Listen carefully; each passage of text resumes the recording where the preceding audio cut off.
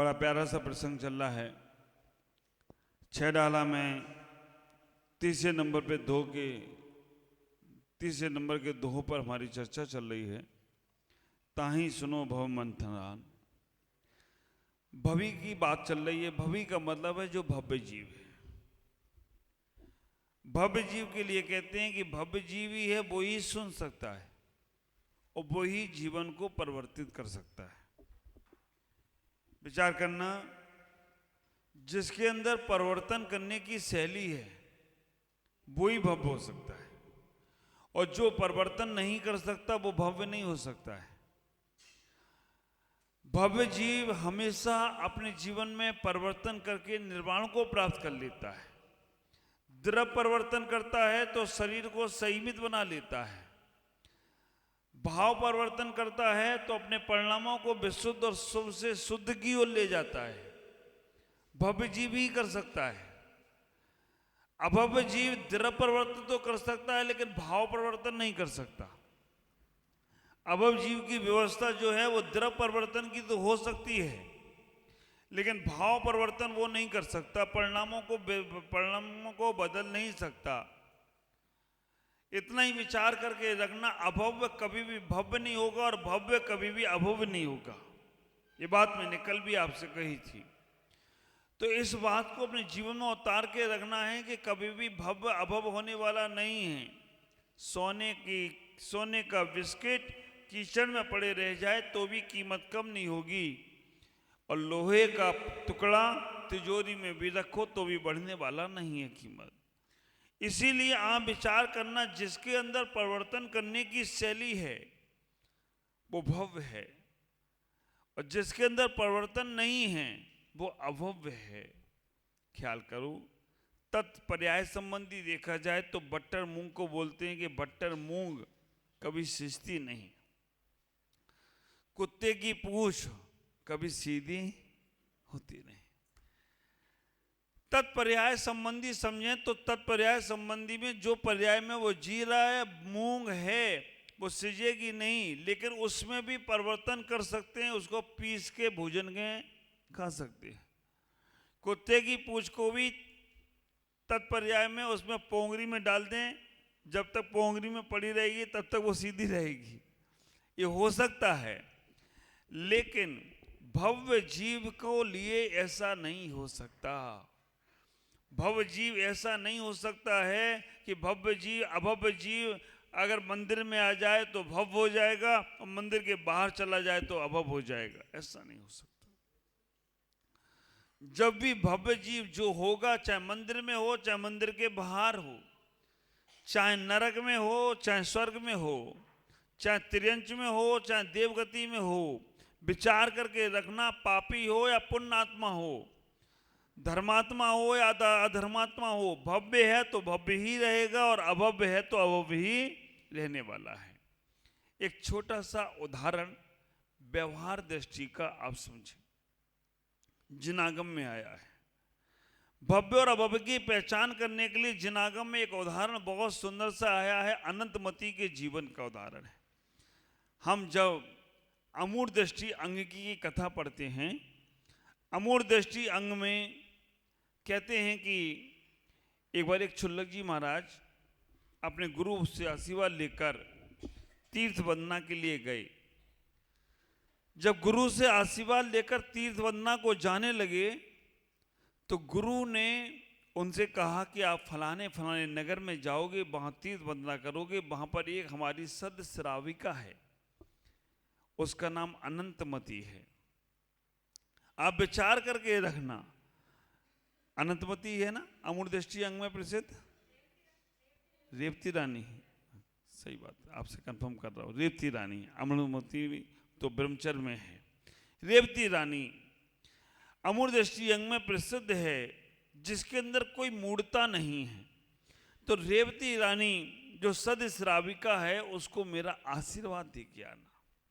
ख्याल करना, इतनी पात्रता जरूर जीवन में पैदा करना कि कोई गुरु तुम्हें घर बैठ के भी आशीर्वाद पहुंचा सकें। इतनी योग्यता पैदा करना कि कोई गुरु तुम्हें घर बैठकर याद कर सकें। तुम घर में हो, संसार में हो, पाप में हो, संसार की क्रियाओं में लगे हो, लेकिन गुरु तुम्हें वहां से आशीर्वाद भेज रहे। मेरे गुरुदेव आचार्य भगवान पुष्पदंत सागर जी महाराज हमेशा कहते हैं, अगर तुम्हारा नाम तुम्हारे गुरु के मुख पर आ जाए ना, अगर तुम्हारा नाम तुम्हारे गुरु के मुख पे आ जाए तो तुम निश्चित ही भव्य जीव हो और तुम्हारा कल्याण जरूर होगा। और अगर गुरु सामायिक कर रहे हो, ध्यान कर रहे हो, और उस वक्त तुम्हारा स्मरण के ध्यान में आ जाए, तो समझना 3 भाव 5 भाव में तुम निर्वाण को प्राप्त हो जाओ तो कोई आश्चर्य की बात नहीं है। तुम अगर गुरु ध्यान में है, सामायिक में है, उस वक्त तुम्हारे उनके मन में तुम्हारे प्रति चिंतन मनन आ जाए, कैसा होगा वो मेरा शिष्य, तो निश्चित ही तुम भव्य हो। क्यों? क्योंकि ध्यान सामायिक में गुरु केवल भगवान का ध्यान करते हैं, हम श्रावकों का नहीं करते हैं। लेकिन अगर भगवान बनने वाली आत्मा है तो ध्यान सामायिक में भी उसका चिंतन आ जाया करता है। ख्याल करना, कई से हमारे होशियार होते हैं, बोलते हैं महाराज 24 घंटे में आशीर्वाद दो या ना दो हमें कोई दिक्कत नहीं, लेकिन जब सामायिक में बैठो ना तो एक बार हमें आशीर्वाद दे देना, बस मेरा कल्याण हो जाएगा और मेरा जीवन पार हो जाए तो कोई आश्चर्य की बात नहीं। और आप भी सीख लो, कोई महाराज के पास जाना, माता जी के पास जाना, तो उनसे यही बोल के आना, महाराज जब सामायिक में बैठने वाले हो, ध्यान में बैठने वाले हो, तो मुझे उस वक्त एक बार आशीर्वाद जरूर दे देना। आप विचार करके रखना, आपकी भव्यताएं बढ़ जाएंगी, पुण्यताएं बढ़ जाएंगी, श्रेष्ठ आचरण हो जाएगा। जहां भी तुम होगे वहां पर अपने आप गुरु हाथ उठाएं तो आशीर्वाद मिलता है, या तुम नमस्कार करते हो तो आशीर्वाद मिलता है? मिंटू भाई आप विचार करो, गुरु हाथ उठाएं तब आशीर्वाद मिलता है, या तुम नमस्कार करते हो तो आशीर्वाद मिलता है? चक्रवर्ती महाराज, हाँ, हजारों लोग गुरु को नमस्कार करते हैं, लाखों लोग गुरु को नमस्कार करते हैं, सबके लिए हाथ नहीं उठ पा रहा है, तो उन्हें आशीर्वाद नहीं मिला क्या? विचार करना, ये हाथ तो केवल दिखावे का है, जो तुम्हें लग रहा है कि हाँ आशीर्वाद मिल गया। जैसे ही तुमने नमस्कार किया वैसे ही तुम्हें आशीर्वाद मिल गया हो तो कोई आश्चर्य की बात नहीं है। जैसे ही तुमने, ये हाथ तो तुम्हें दिखाने के लिए है, लेकिन तुम्हारे नमस्कार में ही चमत्कार है। सच्चे दिल से, सच्चे श्रद्धा से, सच्चे हृदय से जैसे तुमने गुरु को नमस्कार किया, आप विचार करके रखो ना, एकलव्य का जीवन देखो, गुरु ने स्वीकार नहीं किया, ठुकरा दिया, वो भील जाति का एकलव्य, लेकिन उस भील जाति के एकलव्य ने गुरु को स्वीकार करके पत्थर की मूर्ति बना ली। मैं हमेशा कहता हूं, जीवन में एक गुरु जरूर बनाना। अगर जीवित को गुरु ना बना पाओ तो कम से कम पाषाण की प्रतिमा को ही गुरु बना लोगे तो भी कल्याण हो जाएगा। एकलव्य ने उस पाषाण की मूर्ति से भी अपने जीवन में धन और विद्या चलाना सीख लिया। तो नमस्कार करने से ही तुम्हारे पुण्य के स्रोत खुल गए। तुमने ये भाव रख लिया कि सामायिक में मुझे मेरे गुरु आशीर्वाद दे दे।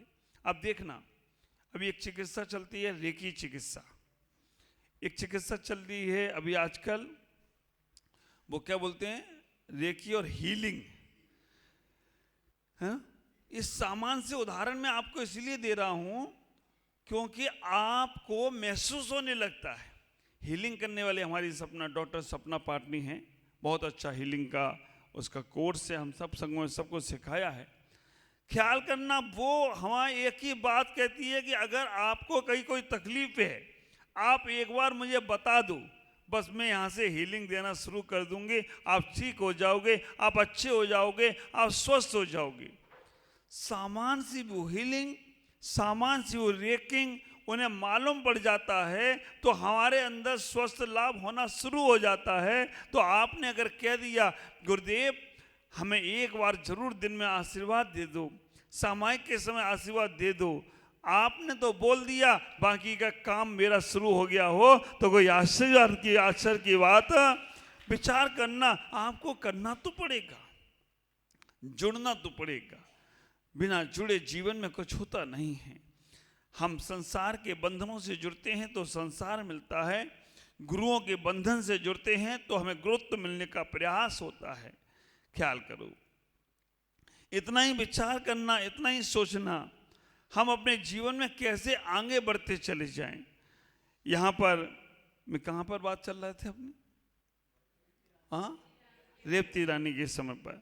रेवती रानी ने अपने जीवन में ऐसे पुण्य अर्जन किए थे कि जिसके माध्यम से गुरु ने चल के आशीर्वाद भेजा। और जब वो छुल्लक जी जाने लगे, उन्होंने पूछ लिया, महाराज वहाँ पर रेवती रानी श्राविका तो है, लेकिन वहाँ पर एक मुनिराज भी है, मुनिराज के लिए कुछ नहीं? नहीं, मुनिराज नहीं, वहाँ पर एक मुनिराज हैं और एक रेवती रानी हैं, एक आचार्य परमेष्ठी हैं। आचार्य परमेष्ठी को हमारा नमोस्तु बोलना, रेवती रानी को मेरा आशीर्वाद बोलना, मुनिराज के लिए कुछ नहीं कहा। ख्याल करना, भव्य और अभव्य की परिभाषा के लिए कहानी सटीक है। वो छुल्लक जी आए और छुल्लक जी ने सबसे पहले सोचा कि चलो हम जिनको आशीर्वाद देना था उनको पहले आशीर्वाद तो दे आए।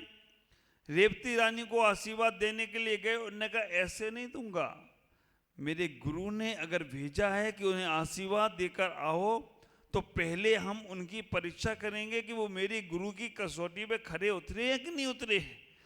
ख्याल करके रखना, आप इतना ही सोचना, कभी कोई गुरु के शिष्य से मिलो तो पहले एक बार ये शिष्य से पूछ लेना, ये शिष्य की परीक्षा कर लेना, वो शिष्य अपने गुरु की कसौटी में खरा उतरा है कि नहीं उतरा है। वो शिष्य अपनी दुकान चालू करके बैठ गया है, उसे विचार करके रखना। तो वो जब शिष्य गुरु की कसौटी में खरा नहीं उतर पा रहा है तो कैसे उसकी दुकान चलेगी और कैसे वो आगे बढ़ेगा। बस वो उतने में सीमित रहकर अपने आप को खुशी मान रहा है। इतना ही विचार करना। गुरु ने कहा कि, छुल्लक जी ने कहा कि ये कसौटी पे खरी उतरेगी कि नहीं। छुल्लक जी ने ब्रह्मा का रूप धारण किया, ब्रह्मा का रूप धारण किया। नगर में ब्रह्मा जी आ जाएं तो पूरा नगर उनके दर्शन को गया, पूरे नगर के लोग उनके दर्शन को गए, सभी लोग उनके दर्शन को पहुंचने लगे। राजा ने कहा रानी से, चलो साक्षात ब्रह्मा जी आए हैं, तुम चलो ना मेरे साथ और एक बार उनके दर्शन कर लो। ब्रह्मा के दर्शन को तो कोई भी लालायित रहता है। रेवती रानी ने कहा मैं नहीं जाऊंगी। थोड़े दिनों बाद विष्णु का रूप धारण किया, दूसरी दिशा में, पूर्व दिशा में ब्रह्मा को धारण किया, दक्षिण दिशा में विष्णु का रूप धारण किया। सभी लोग दर्शन को दूर दूर से पहुंचे, रेवती रानी नहीं गई। महेश का रूप धारण किया, शिव जी का रूप धारण कर लिया, साक्षात शिव जी। बड़े से बड़े लोग शिव के दर्शन के लिए पहुंचे, लेकिन रेवती रानी नहीं पहुंची। छुल्लक जी जिनको रिद्धियां थी, आप विचार करके रखना, रिद्धियां किसी की मोहताज नहीं होती हैं। सद श्रावक, सद सिद्धियां श्रावक को होती हैं, रिद्धियां मुनिराजों को होती हैं। मैंने आपके यहाँ जब अष्टांगा का विधान किया था तो सिद्धि और रिद्धि के बारे में बताया था। ख्याल करो, तीसरे नंबर पर महेश का रूप धारण किया, फिर भी वो श्राविका, वो आनंद रेवती रानी नहीं गई। आखिरकार छुल्लक जी ने सोचा कि 24वें तीर्थंकर भगवान महावीर तो हो गए हैं, ये सद श्राविका है तो शायद तीर्थंकर के दर्शन को जाएगी। उनने तीर्थंकर का समोसन लगा लिया उत्तर दिशा में, उत्तर दिशा में समोसन लगा लिया। अब तो राजा ने कहा चलो तुम जैन धर्म को मानती हो, अब तो साक्षात तीर्थंकर आ गए हैं, अब तो तुम चलो मेरे साथ। श्राविका रेवती रानी कहती है नारायण 9 होते हैं, बलभद्र 9 होते हैं, पृथ्वीनारायण 9 होते हैं, तीर्थंकर 24 होते हैं, एक 25वें तीर्थंकर कहाँ से आ गए? 24 तीर्थंकर तो हो गए हैं, 25वें तीर्थंकर हो नहीं सकते। नहीं गई। उसके बाद वो छुल्लक जी उस रेवती रानी को आशीर्वाद देने गए, उस सती को, उस महासती को आशीर्वाद देने के लिए गए। उनने कहा अभी और परीक्षा लेंगे। उनने कहा आहार के लिए गए। आहार के लिए जब जाने लगे तो जाकर उन्होंने भोजन किया, और इतना भोजन, सारा भंडारा खाली हो गया। और भी भोजन करते गए, करते गए, करते गए, भोजन करते करते भंडार खाली। फिर जब उन्हें लगा कि अब इसके पास कुछ नहीं है, लेकिन उसने कमी नहीं रखी, तो उन्होंने भोजन करने के बाद सारी उल्टी कर दी। बाप रे, पहले तो इतना खा लिया, फिर उसके बाद सारा उल्टी कर दी। सद श्राविका देखो, उसने कहा कि महाराज जी मेरे अनाज में कोई गलती हो गई होगी, मेरे से कोई गलती हो गई है जो मेरा भोजन आपके पेट में नहीं जा पाया, क्षमा मांग ली। अब ऐसी श्राविका अगर होती है तो आचार्य उसे घर बैठे आशीर्वाद पहुंचाएं तो कोई आश्चर्य की बात नहीं है। ऐसा पुण्य आत्मा जीव जहां भी होता होगा, वहां घर बैठे उसे आशीर्वाद मिलता है। इतनी योग्यता पैदा जरूर करना कि कोई संत तुम्हें घर बैठे आशीर्वाद पहुंचा सके। विचार करना, इतना ही सोचने का प्रयास करना।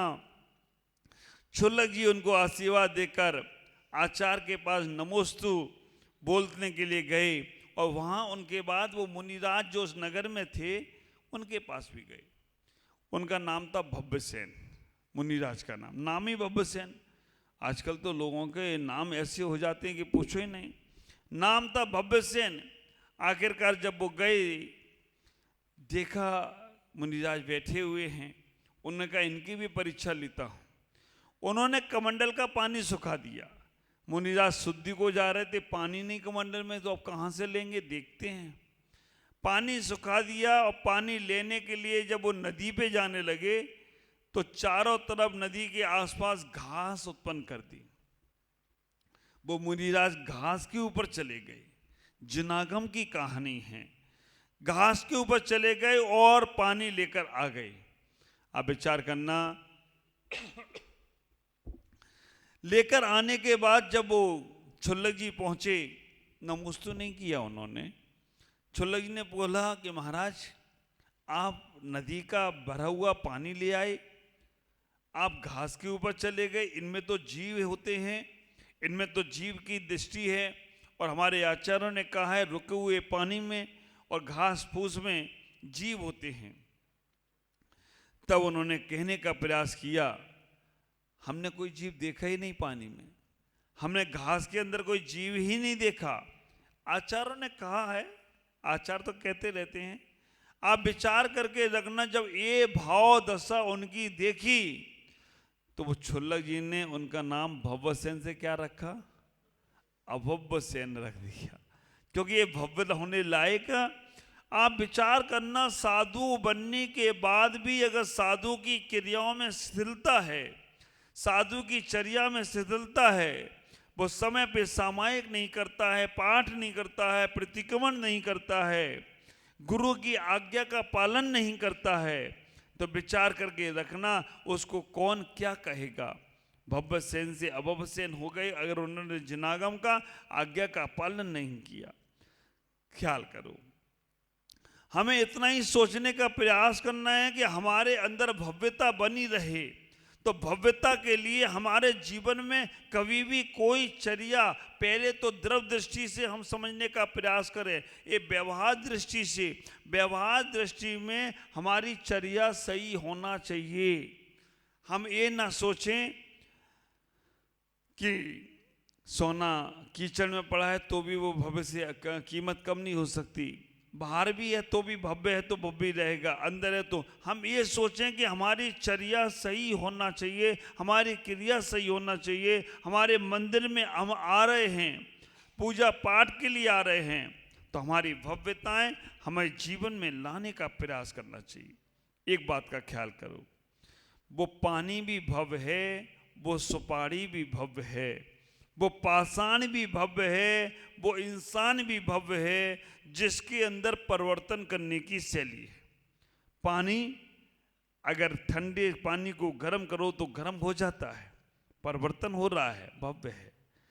सुपारी को फोड़ते हो तो सुपारी भी भव्य है, कट जाती है, छोटे पीस में आ जाती है। वो पाषाण को भी हम छतनी करते हैं तो पाषाण भी मूर्ति बन जाता है, क्योंकि भव्य है। वो इंसान भी जो अपने आप को बदल सकता है वो भव्य है। मन में एक प्रश्न जरूर आएगा आपके, अभी नहीं चल रहा, बाद में आएगा, ये सुपारी भव्य कैसे हो सकती है? हाँ, पानी गर्म होने के बाद भव्य कैसे हो सकता है? अचेतन हो गया वो। ख्याल करके रखना, जो परिवर्तन करने की शैली है वो भव्य है। पत्थर भी अगर बदलता है तो भव्य है। भव्य का मतलब है जो जैसा परिवर्तन कर सकता है। आदमी, ये जीव, ये स्वभाव परमात्मा का परिवर्तन कर सकता है तो परमात्मा के रूप में भव्य है। मैं आपसे आज इतना ही कहूँगा कि आप अपनी भव्यता को लाने का प्रयास कर रहे हो। तो आज मुनि सुब्रतनाथ के हिसाब से आप शनि अमावस्या मना रहे हो, अनंतनाथ भगवान और अरेनाथ भगवान का मोक्ष कल्याणक मना रहे हो। ये भव्यता की निशानी है। हमें भी अपने जीवन में अगर भव्य होने का प्रयास करना है तो हम अपने जीवन की भव्यता को जरूर समझें, जिससे हमारा जीवन कल्याण के पथ पर होगा। आज इतना ही। ओम नमः। जय गुरुदेव।